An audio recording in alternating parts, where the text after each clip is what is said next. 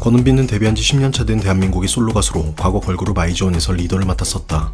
현재는 뭐니뭐니 해도 워터밤 여신으로 유명하고 이런 명성에 걸맞게 올해 2025년도 워터밤을 찢어버리며 위엄을 입증했는데 외모뿐만 아니라 노래나 춤 실력도 상당한 어디 하나 빠지는 곳 없는 꽉 찬 육각형 아이돌이다.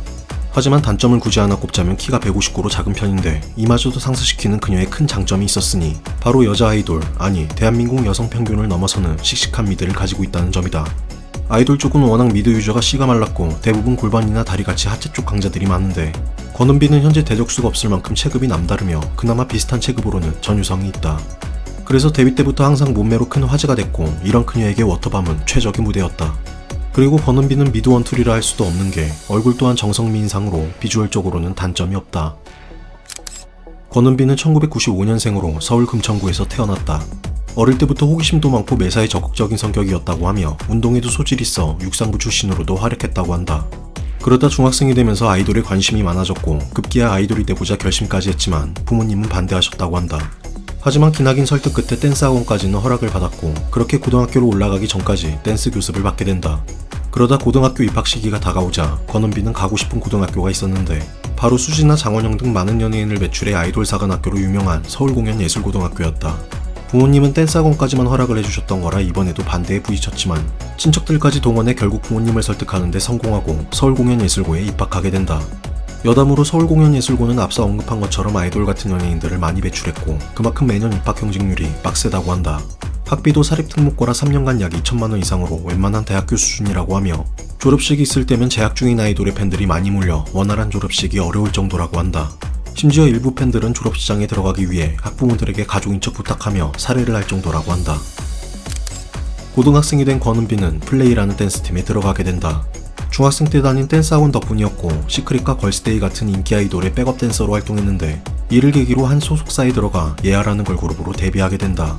권은비는 카주라는 예명으로 활동했는데 당시 소속사는 내부 사정이 안 좋았고 그로 인해 그룹은 거의 방치됐다고 한다. 결국 권은비는 1년간 활동하다 팀을 탈퇴했고 오디션을 통해 울림엔터테인먼트에 합격하며 소속사를 옮기게 된다.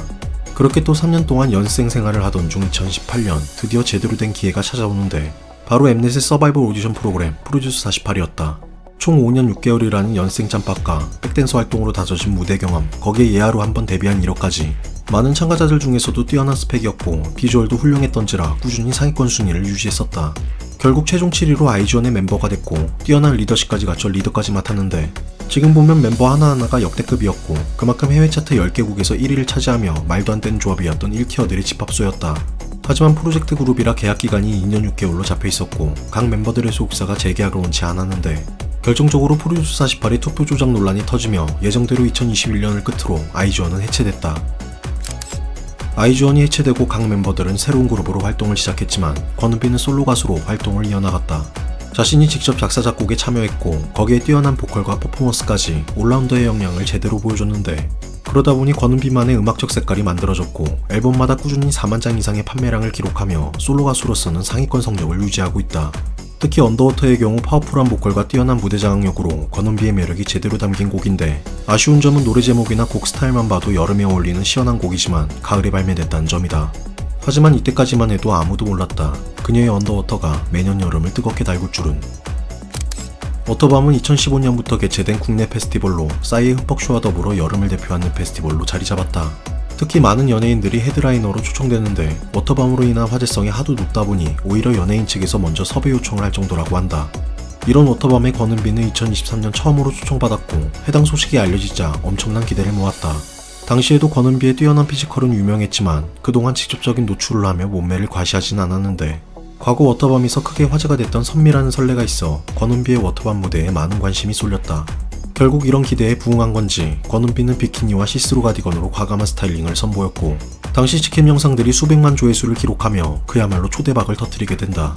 무대에서 부른 언더워터 또한 역주행하며 차트 상위권에 올랐고 이날 이후 권은비는 워터밤 여신으로 자리 잡았다. 이로 인해 각종 행사 스케줄이 줄을 이었고 그만큼 행사 출연료, 광고, 유튜브, 음원 등 엄청난 수익을 벌어들였는데 이걸로 부모님께 차도 선물해드리고 성동구에 24억짜리 단독주택까지 매입했다고 한다. 권은비에게는 한 살 차이 오빠가 있고 매우 돈독한 사이로 많이 의지한다고 한다. 어렸을 적 권은비가 서울공연예술고 입시를 준비하던 시절 경쟁이 빡센 학교였던 만큼 입시학원에 다녀야 했는데 당시 부모님은 반대를 하셨던 상황이라 입시학원비가 문제였다. 그래서 오빠에게 이런 고민을 털어놓았고 이를 들은 오빠는 자신이 알바해서 모은 돈을 선뜻 줬다고 한다. 그 덕분에 입시학원에 등록할 수 있었고 서울공연예술고에 합격할 수 있었다고 한다. 그렇게 세월이 흘러 2013년 권은비의 오빠는 결혼을 했는데 권은비가 축가는 물론이고 결혼식 비용을 전부 지원했다고 한다. 이번 연도 워터밤도 최근 7월 초에 어김없이 개최되며 수많은 인파와 많은 셀럽들이 모였다. 권은비 역시 헤드라이너로 초청됐고 이로써 3년 연속 메인 무대를 장식하게 됐는데 사실 처음 23년도 무대에 비해 작년 24년 무대는 복장이 좀 살인감이 있어서 크게 화제되진 않았었다. 심지어 혜성같이 등장한 시그니처 지원이 파격적인 노출을 선보여 밀림감이 있었는데 이번 연도 권은비는 차원이 다른 의상으로 다시 한번 워터밤의 무대를 찢어버리며 기강을 잡았다. 이번에도 직캠 영상은 하루 만에 수백만 조회수를 기록했고 온갖 커뮤니티에 퍼지며 폭발적인 관심을 받았는데 심지어 올해는 카리나가 에스파가 아닌 솔로로 나왔고 이외에도 파격적인 목장을 선보인 한 다크호스 등 결코 만만치 않은 라인업이었는데 권은비는 워터밤 온라인 투표에서 76%라는 압도적인 득표율로 워터밤 여신의 면모를 다시 한번 각인시켰다. 하지만 한편으로는 권은비의 노출이 너무 지나치다며 이에 대해 비판하는 의견들이 나왔는데 참 웃기지도 않은 게 권은비가 전날 입은 의상은 그저 비키니에 셔츠 하나 걸쳤을 뿐이다. 물놀이 하는 곳에 수영복 입고 왔다고 과한 노출이라니. 권은비뿐만 아니라 관객들도 대부분 저런 복장이고 오히려 권은비보다 노출이 심하면 심했지 정상적인 부분이다. 단지 문제라면 권은비가 너무 뛰어났다는 점. 그리고 진짜 선정적인 의상의 주인공은 이 사람이다. 오랜 연습생 기간을 견디고 데뷔한 권은비. 이제는 자신만의 색깔로 성공적인 솔로 가수가 됐고 대한민국에서 확실한 인지도를 가지게 됐다. 물론 워터밤이라는 운도 크게 작용했지만 그녀의 뛰어난 실력에서 나오는 퍼포먼스와 무대 장악력이 없었다면 현장에서의 반응도 싱거웠을 테고 이렇게까지 화제되진 않았을 거라 본다.